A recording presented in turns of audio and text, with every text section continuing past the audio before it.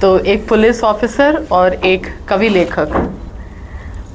तो आपके मुंह से आपकी ज़ुबानी कि एक तरफ जो प्रोफेशन है वो बड़ा कठोर किस्म का प्रोफेशन है, हाई स्ट्रेस, हाई प्रोफाइल, और उसमें अचानक से एक बहुत संवेदना वाली जो कविताएं हैं, जो मैं इस किताब को पढ़ रही थी, एक नया ईश्वर, और इसको पढ़ते हुए मुझे एक चीज़ जो मैंने प्राकथन में आपने लिखा है, मैं उसको पढ़ना चाहूँगी। आपने लिखा है, मेरा मानना है कि कविता को अपना सत्य ढूंढने के लिए कथ्य और तथ्य की आवश्यकता नहीं है। कविता अपना सत्य इमेजरी, इडियम तथा मेटाफर से ढूंढती है। उसको सभी इंद्रियों के मिश्रण, ब्लेंडिंग ऑफ सेंसेस से अपना सत्य बुनना पड़ता है। सिर्फ एक इंद्रिय से कविता की लय, रिदम और ताल आप नहीं बुन सकते। तो इन कविताओं को पढ़ते हुए मुझे लगा जैसा ब्लर में लिखा है, पढ़ने से ज़्यादा महसूस करने वाली नज़में गुलजार साहब ने लिखा है। तो मुझे यही लगातार महसूस होता रहा, और आपसे मैंने कल बोला भी कि अगर ये मुझे नहीं पता होता कि ये एक पुलिस ऑफिसर की कविताएं हैं तो मुझे मुश्किल होती बात समझने की, क्यों कविताओं में इतनी संवेदना है, मन के परतों की इतनी जीवंत दुनिया है, और बहुत सारे परत है उसमें, दुनिया, दुख पे आपने एक सीरीज़ ही लिखा है। तो सबसे पहले तो यही पूछना चाहूँगी कि आप तो पुलिस अफसर हैं और आप कवि हैं, लेखक हैं, और ये दो दुनिया में जो आप आवाजाही करते हैं, कितना आसान है, कितना मुश्किल है? हेलो। मुझे इस आवाजाही को करने में कभी कोई परेशानी नहीं हुई। मुझे लगा ही नहीं कि मैं आवाजाही कर रहा हूँ। मुझे यूँ लगता है कि मैं वही का वही हूँ, बस वही का वही आदमी हूँ। और जब कविता लिखने को बैठता हूँ तो बैठता क्या हूँ, जब कोई भाव आता है तो उसको कैप्चर कर लेता हूँ तो फिर उसका एक फर्स्ट ड्राफ्ट बन जाता है। फिर धीरे धीरे उसको एक फाइनल ड्राफ्ट का रूप दे देता हूँ। और जो बात आपने कही कि एक पुलिस ऑफिसर के बारे में एक जो धारणा बनी हुई है, एक जो प्रेजुडिस है या बायस है, वो ये है कि बड़े कठोर होते हैं या उनका प्रोफेशन ही इस किस्म का है। मैं इसको दूसरे तरीके से देखता हूँ। मैं ये देखता हूँ कि एक पुलिस ऑफिसर को विक्टिम्स ऑफ क्राइम के साथ बातचीत करनी पड़ती है, और हमारे लिए जो सबसे इम्पॉर्टेंट स्टेक होल्डर है पूरे क्रिमिनल जस्टिस सिस्टम में, वो तो विक्टिम ऑफ क्राइम है। और अगर एक पुलिस ऑफिसर के रूप में आप विक्टिम ऑफ क्राइम के साथ बातचीत करना चाहते हैं, उसके मन को जानना चाहते हैं, तो आपको बहुत सारी एम्पैथी चाहिए, बहुत सारा कंपैशन चाहिए। और ये चाहे किसी फॉर्मल ट्रेनिंग में नहीं सिखाया जाता हो, और ये बात दूसरी सर्विसेज पे भी लागू होती है, आईएएस पर लागू होती है, और भी बहुत सारी सर्विसेज पर लागू होती है, क्योंकि वो पब्लिक से डील करते हैं। और जब आप पब्लिक से डील करते हैं तो पब्लिक आपके पास क्यों आती है? किसी ना किसी का कोई दुख दर्द होता है, वो अपनी दुख को, अपनी पीड़ा को आपके पास लेकर आते हैं, और आपसे ये उम्मीद करते हैं कि आप उस दुख का, उस ग्रीवांस का निवारण करेंगे। तो चाहे अनचाहे आपके पास एम्पैथी और कंपैशन होना चाहिए। हालांकि एम्पैथी और कंपैशन एक स्किल के रूप में भी आप सीख सकते हैं, उसको बढ़ा सकते हैं।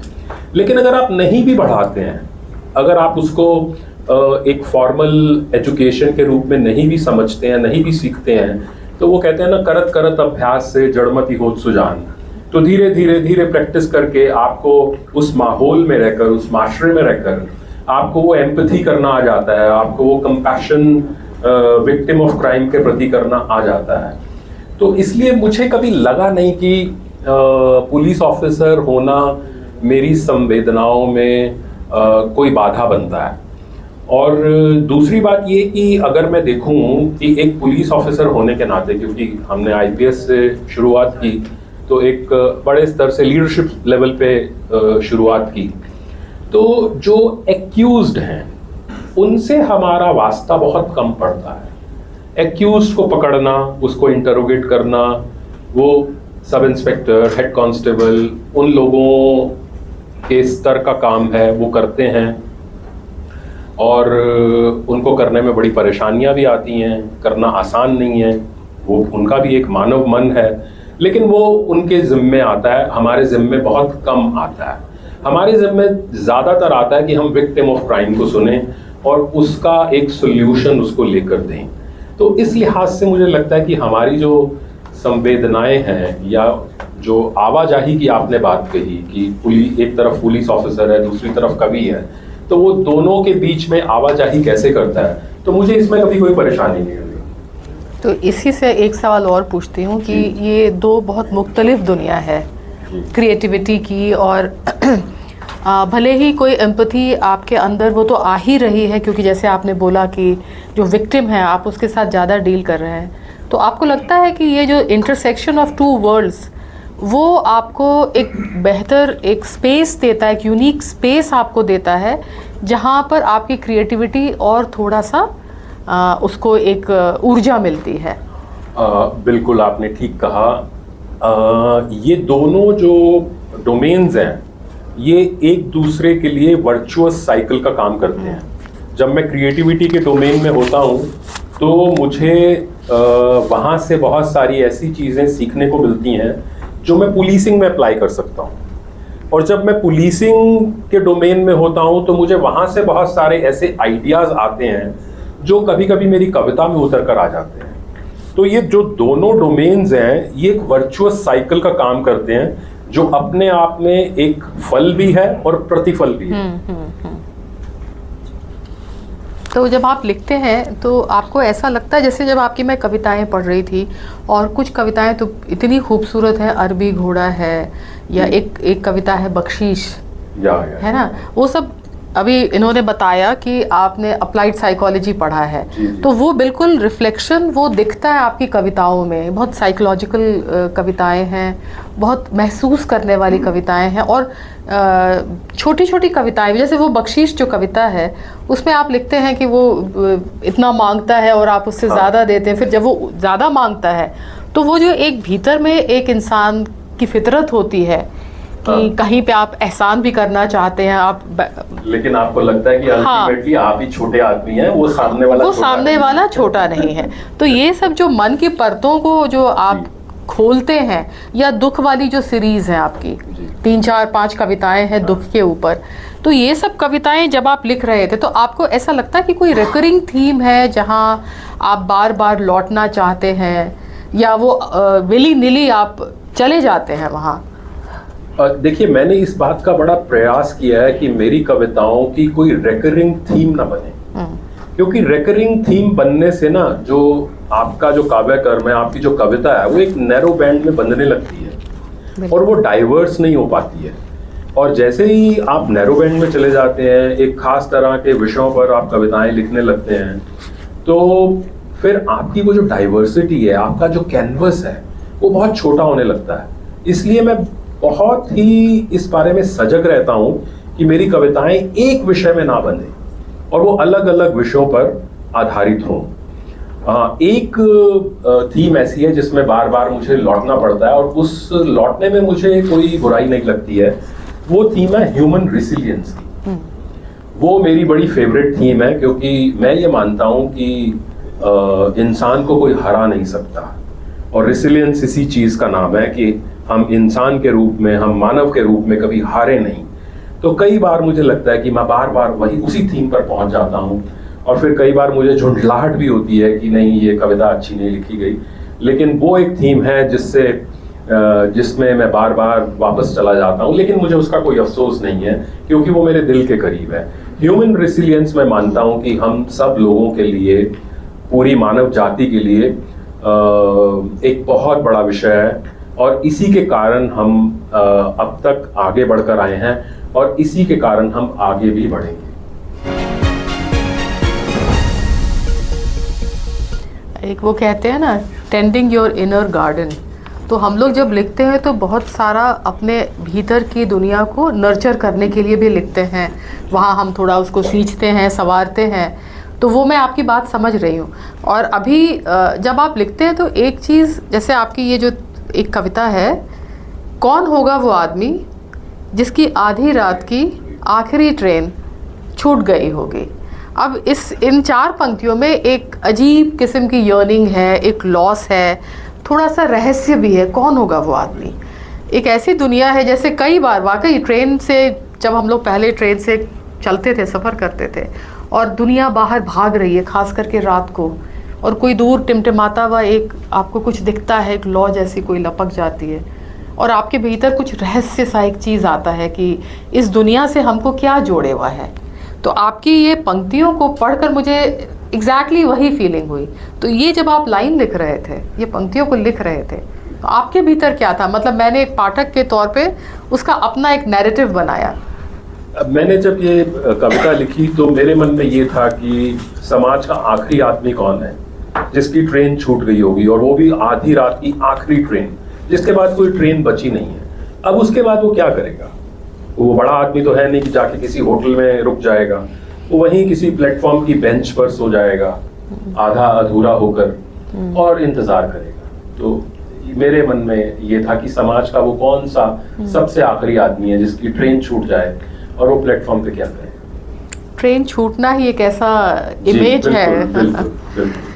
अच्छा, ये बताइए, आप तो अंग्रेज़ी, पंजाबी, आई एम अज्यूमिंग कि आप, हाँ, हिंदी, तो आपने कैसे तय किया कि किस भाषा में लिखना है और किस विधा में लिखना है? ये भी इंट्यूटिवली आया या कुछ सायास आपने सोचा? देखिए, इस बारे में तो कोई शक ही नहीं था कि कविता ही लिखनी है, क्योंकि मैं स्टूडेंट लाइफ से कविता ही लिखता आया। वो बात अलग है कि उसको मैंने बड़ी गंभीरता से नहीं लिया, और 2008 में जाकर मैंने गंभीरता से कविता को लिखना शुरू किया, जब मुंबई 26/11 हुआ। उसके ऊपर मैंने एक कविता लिखी, मैं आभारी हूँ आपका, या एक आभारी शहीद उसका शीर्षक है। राजेंद्र शर्मा मेरे मित्र हैं यहाँ पर, उन्होंने उस कविता को बहुत आगे बढ़ाया, और फिर उसके बाद बहुत सारी कविताएं लिखी गई। वो सुना दीजिए कविता पहले। बिल्कुल बिल्कुल। हम एक अरबी घोड़ा भी सुनेंगे आपसे, तो वो आगे।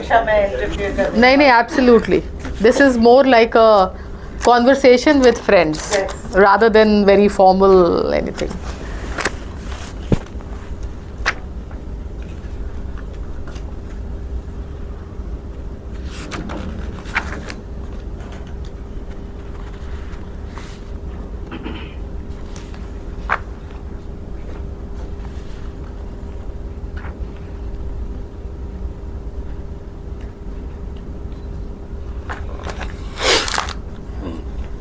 ये जब 26/11 हुआ मुंबई में, तो उस समय एक पुलिस ऑफिसर के रूप में, एक नागरिक के रूप में मैं बहुत विचलित हुआ। मुझे लगा कि इतने सारे लोग शहीद हो गए हैं, नागरिक शहीद हुए हैं, पुलिसकर्मी हुए हैं, सेना के लोग हुए हैं, और हमारी शहादत के मायने क्या हैं? क्योंकि उस समय शहादत को वो सम्मान नहीं मिल रहा था जो कि हम लोगों को उम्मीद थी। तो उस बात को सोचते सोचते ये कविता हुई। मैं आभारी हूं आपका कि आपने मुझे शहीद मानकर एक सुंदर पत्थर पर मेरा बारीक नाम मेरे साथियों के साथ लिखवा दिया। क्या बात। मैं आभारी हूं आपका कि आपने मुझे शहीद मानकर एक सुंदर पत्थर पर मेरा बारीक नाम मेरे साथियों के साथ लिखवा दिया है, पर मुझे सैल्यूट कर नम आंखों से मेरा बारीक धुंधला नाम पढ़कर मुझे शर्मिंदा न करें। उसे साफ पढ़ने की कोशिश आपकी आंखों में कई परेशान सवाल खड़े कर देगी, और उनके जवाबों में पसीना, अचकचाहट, लरसती जबान और झांकती बगलों के सिवा कुछ नहीं मिलेगा। आप नाहक परेशान ना हो, आप नाहक परेशान ना हो। मेरे सवाल मेरा मकान, मेरी पेंशन और मेरे बच्चों की पढ़ाई नहीं है।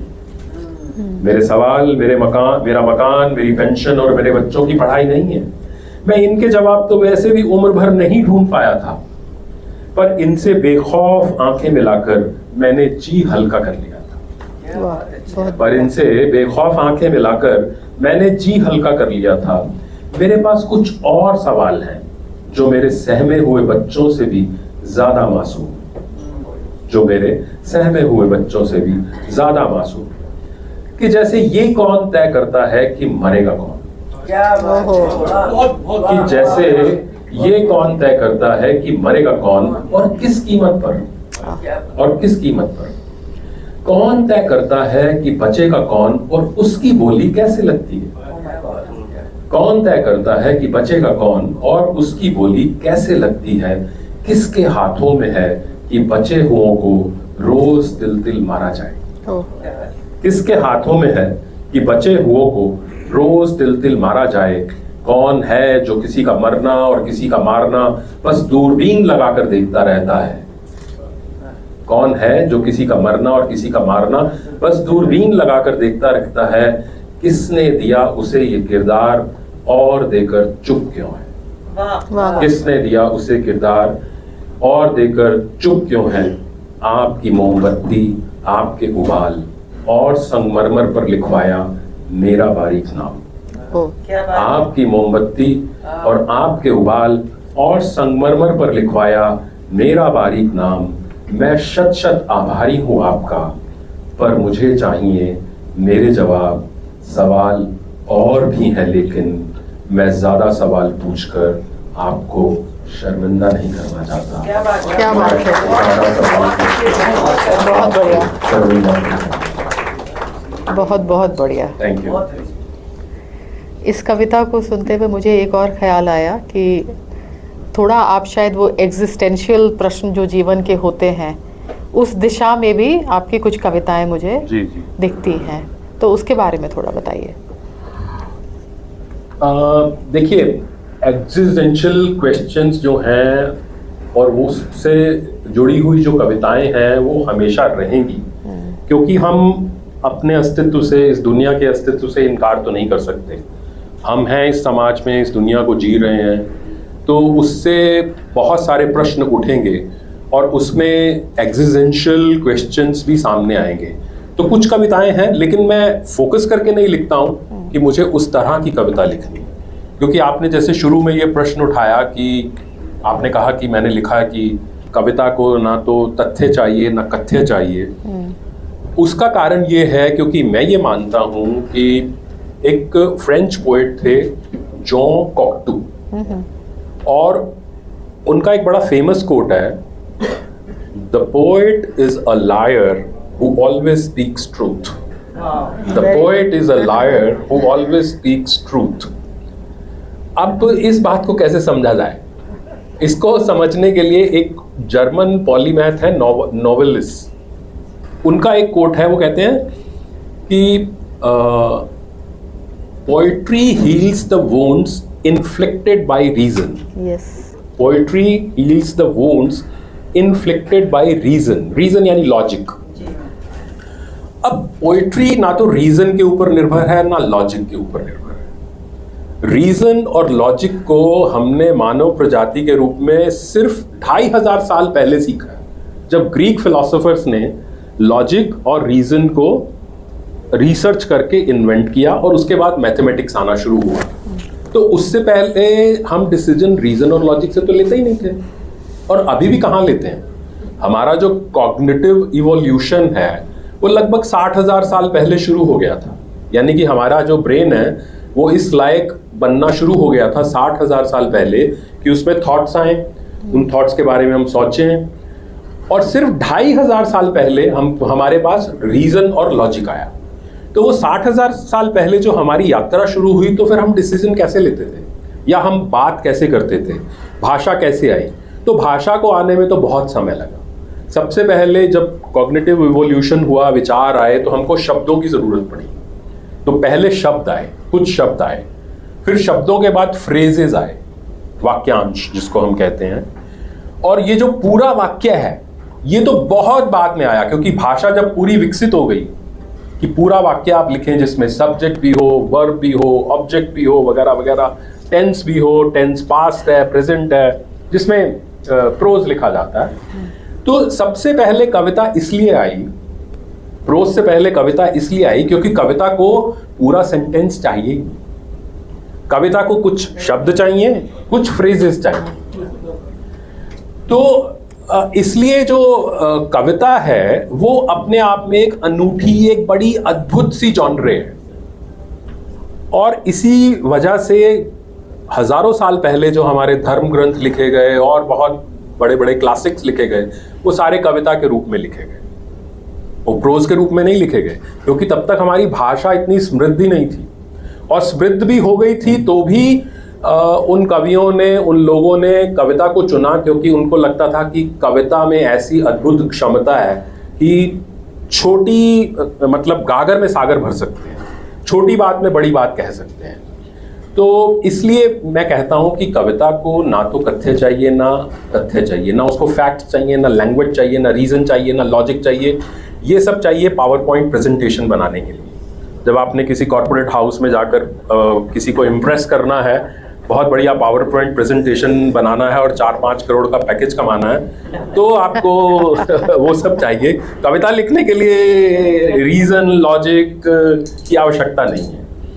कविता लिखने के लिए आपको चाहिए मेटाफर, कविता लिखने के लिए आपको चाहिए फ्रेजेस, कुछ वर्ड्स। इसीलिए कविता रोज व्याकरण के नियम तोड़ती है।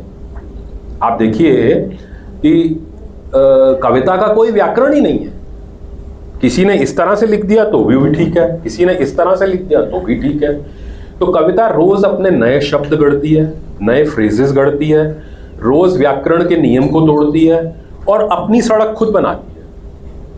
तो इस लिहाज से कविता एक बहुत ही यूनिक जॉनरे है और इसलिए मेरे मन के बड़ी करीब है, तो मैंने इसको चुना। अब बात रही लैंग्वेज की, तो लैंग्वेज में ये है कि पंजाबी मेरी मदर टंग है, बट मैं यूपी में काफ़ी रहा तो व्यवहार की भाषा हिंदी हो गई। फिर मैं अपने हिंदी टीचर का बड़ा फेवरेट हो गया, तो उन्होंने मेरे सिर पे हाथ रख दिया, तो मैं हिंदी लिटरेचर को बहुत ज़्यादा पढ़ने लगा। तो वहाँ से एक ऐसा सफ़र शुरू हुआ कि मैंने कहा हिंदी में लिखते हैं। और इंग्लिश में पोइट्री, प्रोज लिखना तो बहुत अच्छी बात है, इंग्लिश में पोइट्री लिखना इंडिया में बड़ा खतरनाक काम है। वो खतरनाक इसलिए है कि आप ये देखिए कि हिंदी, गंभीर हिंदी साहित्य की कविता को, गंभीर पंजाबी की साहित्यिक कविता को ऑडियंस मिलते हैं, कम मिलते हैं। इंग्लिश के पास ऑडियंस कहाँ है, पोइट्री के लिए ऑडियंस कहाँ है? और अगर ऑडियंस है भी तो कोई वाह वाह कहने वाला नहीं है, क्योंकि उस बेचारे को खुद समझ नहीं आ रही है।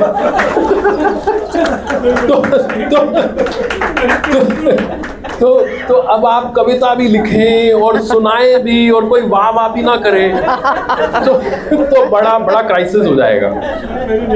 तो इसलिए मैंने कहा भाई इंग्लिश में तो मैं नहीं लिखूंगा। हाँ, उसका मैंने एक ऑल्टरनेटिव निकाला कि ठीक है, अंग्रेजी की ज़मीन पर जाना है तो मैं उसको खुद ट्रांसलेट करता हूँ।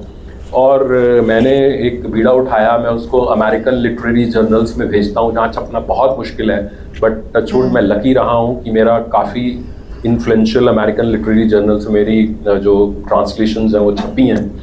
तो ये मेरी यात्रा है।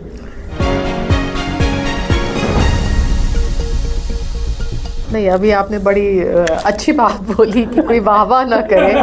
मतलब लिखना तो एक बहुत ही सोलो जर्नी है, एक एकाकी यात्रा है, लेकिन जब हम लिखकर अपने तक ही रखें तो फिर वो कहीं किसी ब्लैक होल में गुम हो जाता है। तो हमको चाहिए कि हम जो लिख रहे हैं वो कहीं ना कहीं तो उसका रिफ्लेक्शन हो, कोई एक ऐसा वार्म सर्कल बने जहां लोग उस चीज़ को उसी तरीके से रिसीव करें।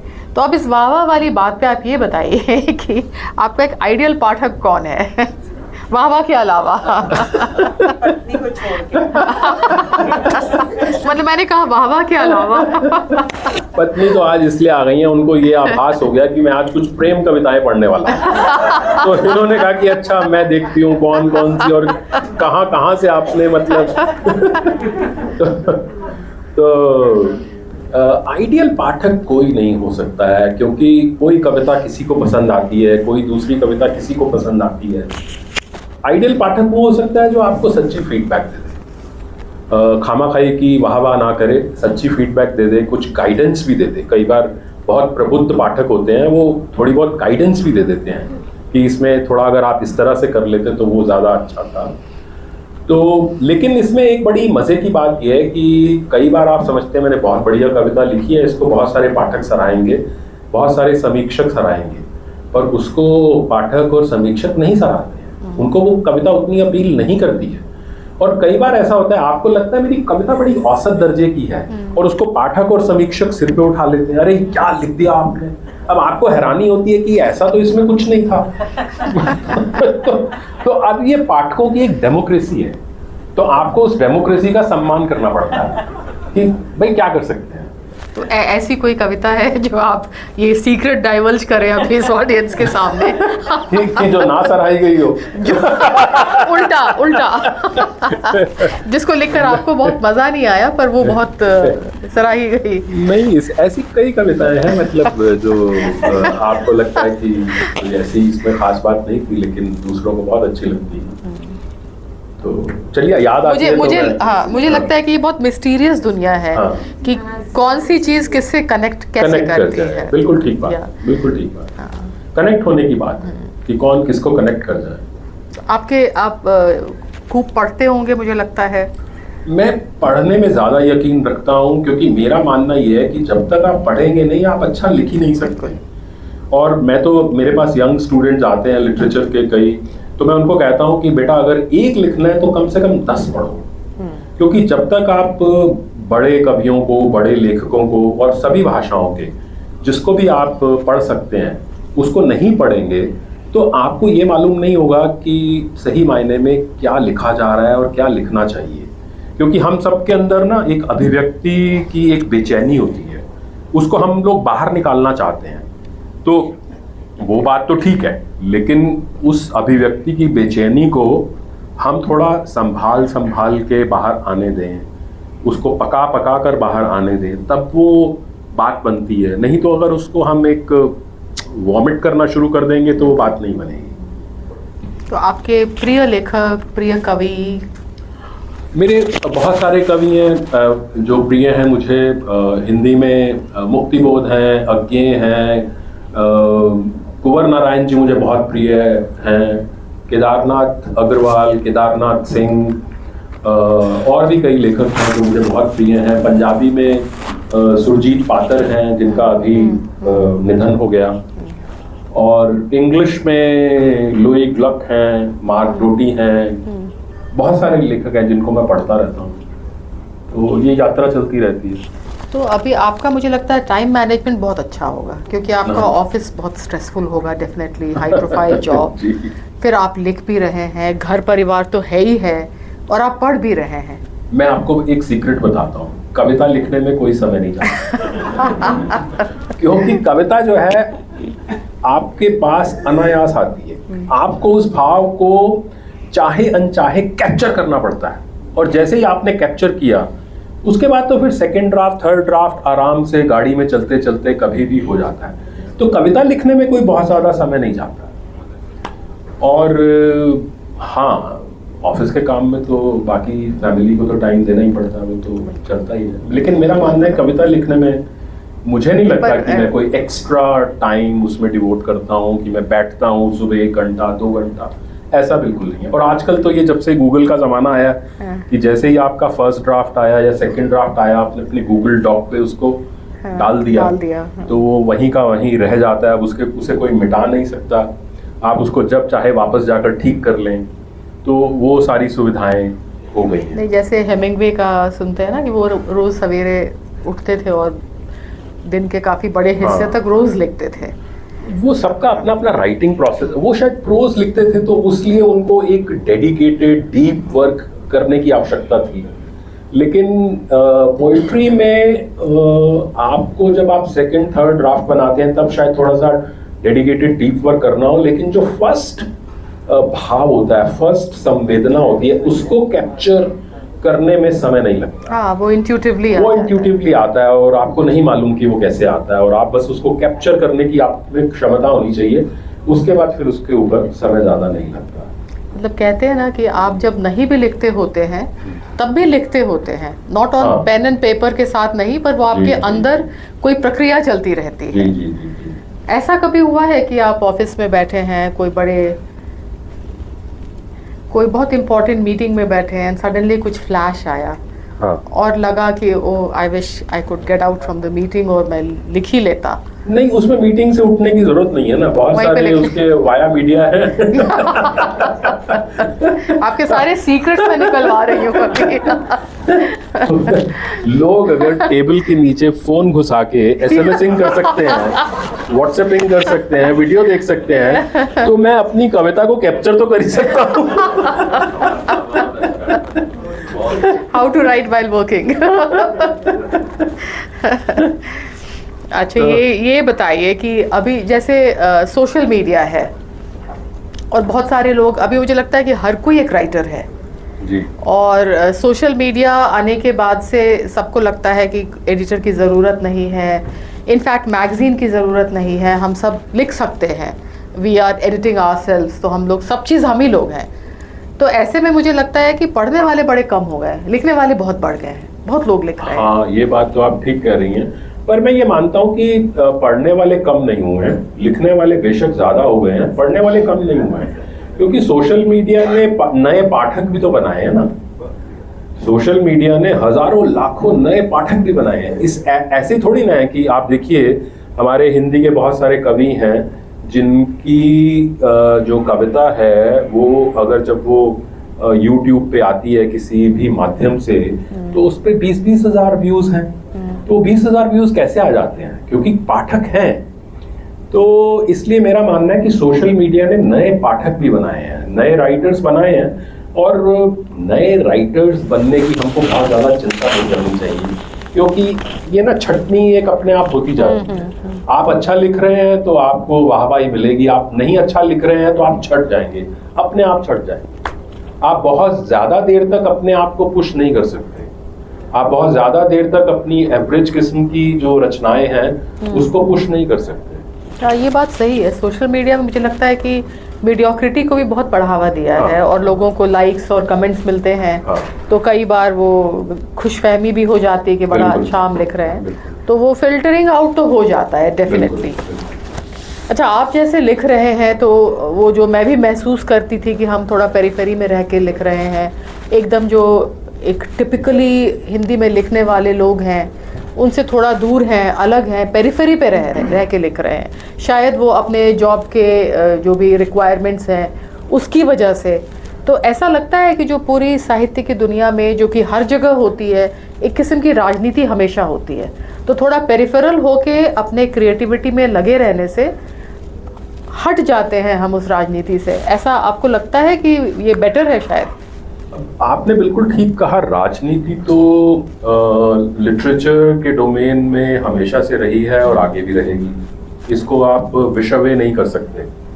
ये लॉबीज बनती रहती हैं, बिखरती रहती हैं, टूटती रहती हैं, फिर बनती रहती हैं, और बहुत सारे लोग फेवरेट्स बन जाते हैं, बहुत सारे लोगों को इग्नोर कर दिया जाता है।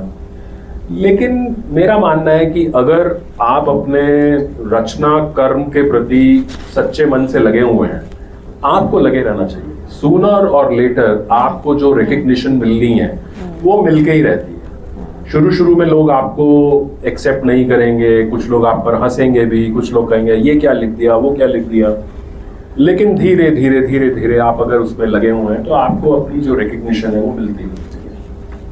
तो अभी आप आगे क्या लिखने की योजना आपके मन में है? मेरा एक और संकलन की तैयारी है, उसका नाम है चलो तुम्हें मशीन मान लेते हैं। अच्छा, चलो तुम्हें मशीन मान लेते हैं। अच्छा, ऐसा क्यों? ये एक कविता का नाम है। मैंने हमेशा अपने जो संकलन के नाम है वो एक कविता के नाम पर ही रखे हैं। तो ये कविता है जो हो गई, ये भी अचानक हो गई, विचलन से हो गई। हाँ, बिल्कुल बिल्कुल। तो वो विचलन से उपजी ये कविता है। मैं इसका थोड़ा सा कॉन्टेक्स्ट बता देता हूँ, इसको सुना देता हूँ। देखिए, ऐसा है, स्पिरिचुअलिटी और रिलीजन के डोमेन में कह लीजिए, फिलॉसफी के डोमेन में कह लीजिए, सोशियोलॉजी के या साइकोलॉजी के डोमेन में कह लीजिए, एक डिबेट लगातार चल रहा है। इवन न्यूरोसाइंस के डोमेन में बड़ी जबरदस्त डिबेट आज भी चल रही है कि हमारे पास फ्री विल है या नहीं है, हमारे पास फ्री विल है या नहीं है। एक तो जो ये कॉन्टिनम, अगर मान ले एक कॉन्टिनम है, उसके एक तरफ तो फ्री विल खड़ी है और दूसरी तरफ खड़ी है डेस्टिनी, नियति, भाग्य। तो कुछ लोग कहते हैं कि ये सारी दुनिया जो है वो डेस्टिनी से चल रही है, भाग्य से चल रही है, और कुछ लोग हैं वो कहते हैं कि नहीं, ये सारी दुनिया फ्री विल से चल रही है। अच्छा, हमारे जो धर्म ग्रंथ है उसमें भी बड़ा दोनों ही तरह की बातें हैं। जैसे भागवत गीता में कर्म योग है, तो कर्म योग तो फ्री विल है कि सब कुछ हम खुद कर सकते हैं। लेकिन रामचरितमानस में आ जाइए तो तुलसीदास कहते हैं कि कोई है वही जो राम रचि राखा, का करी तरक बढ़ाए शाखा। तो मतलब कि आपके हाथ में कुछ भी नहीं है। तो ये सब धर्म ग्रंथों में भी है। तो ये सारे डोमेन्स में डिबेट चल रही है। और मजे की बात ये है कि साइंस के डोमेन में, न्यूरो साइंस के डोमेन में भी ये डिबेट चल रही है। तो मैं एक प्रोफेसर हैं स्टैनफोर्ड यूनिवर्सिटी के, रॉबर्ट सोपोलस्की, वो न्यूरो साइंस और साइकोलॉजी के इंटरसेक्शन में काम करते हैं। तो उनको मैवरिक भी कहा जाता है, बट उनका सम्मान भी बहुत है। तो उनका एक आर्टिकल पढ़ रहा था। वो आर्टिकल पढ़ने के बाद मैं इतना ज़्यादा बेचैन हुआ कि फिर ये कविता हो गई। तो इसका नाम मैंने रखा है, चलो तुम्हें मशीन मान लेते हैं। मुझे बहुत खतरनाक शीर्षक लग रहा है।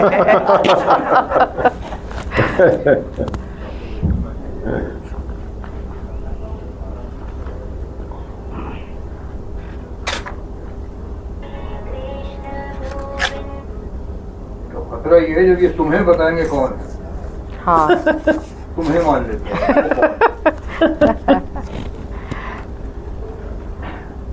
किसी ने मेरे कान में कहा तुम बस एक कठपुतली हो।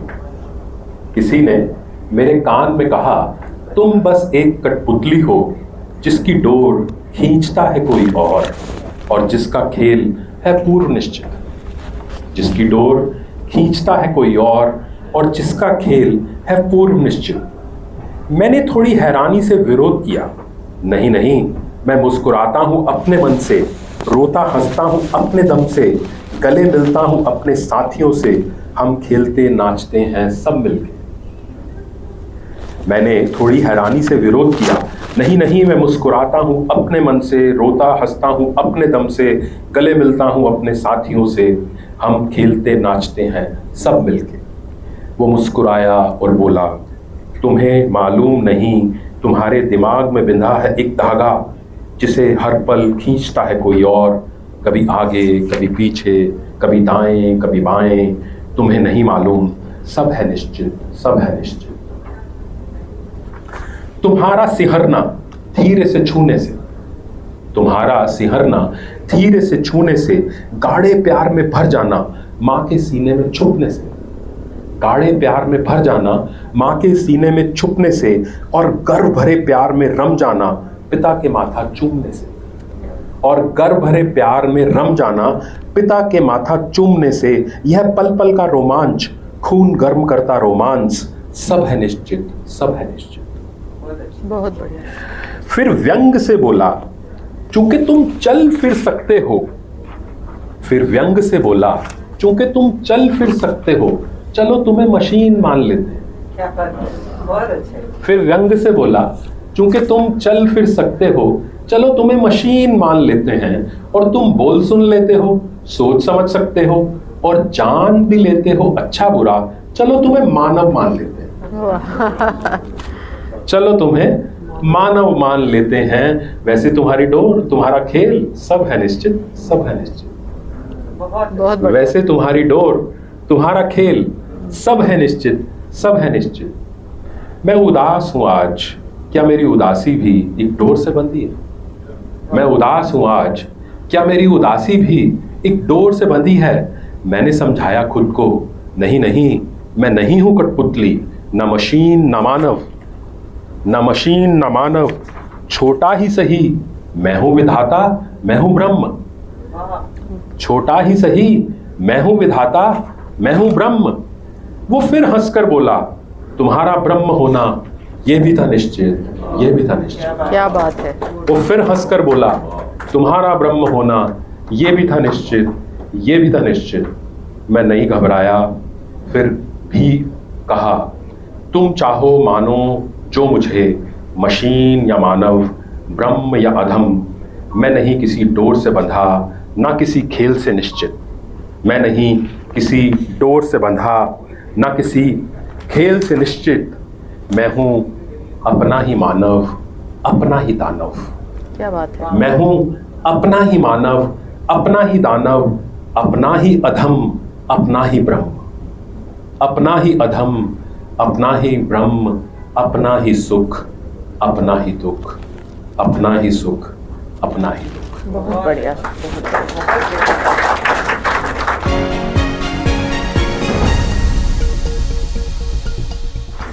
बहुत इसमें जो इसका अर्थ है ना, बहुत गहरी बात है इसमें।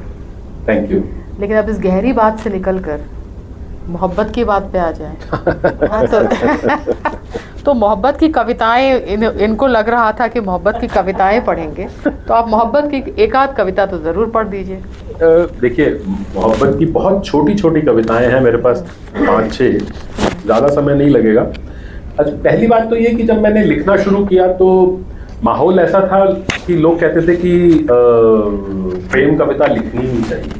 प्रेम कविता लिखना ऐसा है जैसे ब्लास्फेमी है। हिंदी साहित्य में प्रेम कविता लिखना लगभग ऐसे था जैसे ब्लास्फेमी, आपने कोई कुफ्र कर दिया, आपने कोई बहुत बड़ा अपराध कर दिया। फिर धीरे धीरे मुझे लगा कि भाई प्रेम हमारे ही मन का एक हिस्सा है, हमारे जीवन का हिस्सा है, तो जो एक नेचुरल रूप से मन में चीज़ें आती हैं उसको लिखना चाहिए। तो फिर मैंने उसको धीरे धीरे लिखना शुरू किया। तो कुछ छोटी छोटी कविताएं हैं मेरे पास। एक, और सारी कोई ये नहीं है कि संयोग की कविताएं हैं, अलग अलग रंग हैं इसके। एक कविता है बस एक बात। बस एक बात, ये आपके नए वाली जो किताब वाले जी। इतने सालों का रिश्ता तोड़ने के लिए उसने बस एक बात बोली। इतने सालों का रिश्ता तोड़ने के लिए उसने बस एक बात बोली, नहीं कल मत आना मैं फिर बताऊंगी। नहीं कल मत आना मैं फिर बताऊंगी। और उसने फिर कभी नहीं बताया, और उसने फिर कभी नहीं बताया। एक और कविता है बहुत छोटी सी, इसका शीर्षक है भीगा अस्तित्व। भीगा अस्तित्व। एक अरसा हो गया तुम्हें देखे मिले या बात किए। एक अरसा हो गया तुम्हें देखे मिले या बात किए, फिर भी कभी लगा नहीं कुछ छूट गया है हमारे बीच। फिर भी कभी लगा नहीं कुछ छूट गया है हमारे बीच। एक विश्वास की नदी बहती है रात दिन। एक विश्वास की नदी बहती है रात दिन। मैं जब चाहूं उसमें डूबकर, मैं जब चाहूं उसमें डूबकर सीने से लगा सकता हूं तुम्हारे भीगे अस्तित्व को। मैं जब चाहूं उसमें डूबकर सीने से लगा सकता हूं तुम्हारे भीगे अस्तित्व को। वाह, बहुत बढ़िया। एक और कविता है छोटी सी, इसका शीर्षक है रात तुम्हारे साथ। रात तुम्हारे साथ। कभी मिले नहीं हम इतनी देर तक कि लंबे अभिसार और मीठी बातों के बाद भी इतनी देर हो जाए मैं सो जाऊं वहीं तुम्हारे घर। अभिसार, रोमांटिक रॉन्डेवू। कभी मिले नहीं हम इतनी देर तक कि लंबे अभिसार और मीठी बातों के बाद भी इतनी देर हो जाए मैं सो जाऊं वहीं तुम्हारे घर। कम से कम एक दिन तो लगे हम साथ साथ रहते हैं। कम से कम एक दिन तो लगे हम साथ साथ रहते हैं। बहुत बढ़िया, बहुत बढ़िया। एक और जी। दो बस छोटी छोटी कविताएं और हैं। एक कविता है उड़ेलते उड़ेलते। तुमने उड़ेला प्यार अपने ग्लास से मेरे ग्लास में। तुमने उड़ेला प्यार अपने ग्लास से मेरे ग्लास में, फिर भी रह गई कुछ मचलती बूंदें। फिर भी रह गई कुछ मचलती बूंदें तुमसे लिपटे। फिर भी रह गई कुछ मचलती बूंदें तुमसे लिपटे। बहुत बढ़िया, बहुत बढ़िया। और एक आखिरी कविता, वजूद।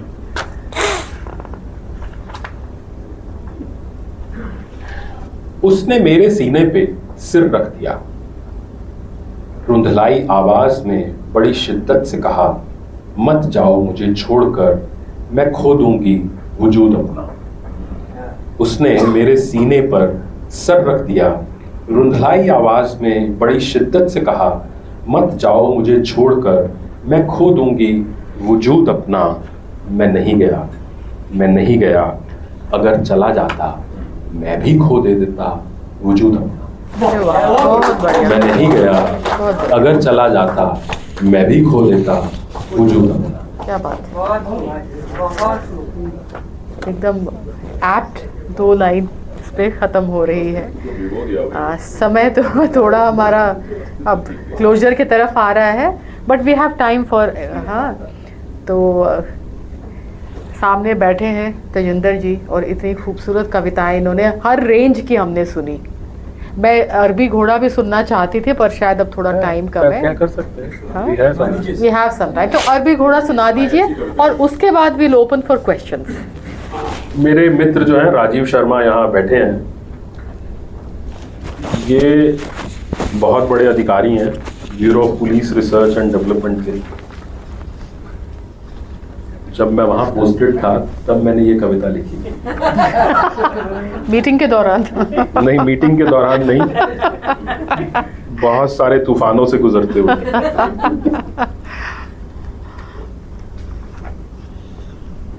तो और मज़े की बात यह है कि इस कविता का जो सबसे बड़ा हासिल है कि गुलजार साहब को सारी कविताओं में सबसे ज़्यादा यही कविता पसंद आई, क्या बात। अरबी घोड़ा। देखिए, मेरा मानना यह है कि हम सब लोग अपने अपने डोमेन के अरबी घोड़े हैं। अरबी घोड़ा एक मेटाफर है कि वो सबसे सुंदर होता है, सबसे तेज होता है। तो हम सब लोग अपने अपने डोमेन के अरबी घोड़े हैं, लेकिन अपनी अपनी जंजीरों में जकड़े हुए हैं। अरबी घोड़ा। बेतहाशा भागते डोलते एक ही दिशा में होकर नतमस्तक, और वो भी बिना किए प्रश्न, थक गया हूं मैं। बेतहाशा भागते ढोते एक ही दिशा में होकर नतमस्तक, और वो भी बिना किए प्रश्न, थक गया हूं मैं। बहुत हो चुका अब, एक हाथ से नोच लूं आंखें बुझाती चमड़े वाली ऐनक। एक हाथ से नोच लूं आंखें बुझाती चमड़े वाली ऐनक, दूसरे से उतार फेंकूं दम घोटती काठी, तीसरे से चीर दूं जुबान खींचती लगाम। तीसरे से चीर दूं जुबान खींचती लगाम, चौथे से काट दूं मर्म मारती मुश्कें, पांचवे से खोल दूं भ्रमित करती रकाब। क्या बात। पांचवे से खोल दूं भ्रमित करती रकाब।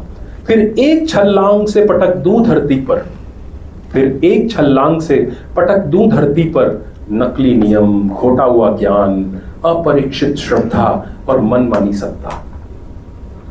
फिर एक छलांग से पटक दूं धरती पर, नकली नियम, खोटा हुआ ज्ञान, अपरीक्षित श्रद्धा और मनमानी सत्ता। फिर खुद सवार हो अपने पर, कहूं तुम्हें मुस्कुराकर। फिर खुद सवार हो अपने पर, कहूं तुम्हें मुस्कुराकर। आओ अब दौड़ें अपने अपने दम पर, आओ अब दौड़ें अपने अपने दम पर। क्या बात। वाह, बहुत खूब, बहुत खूब।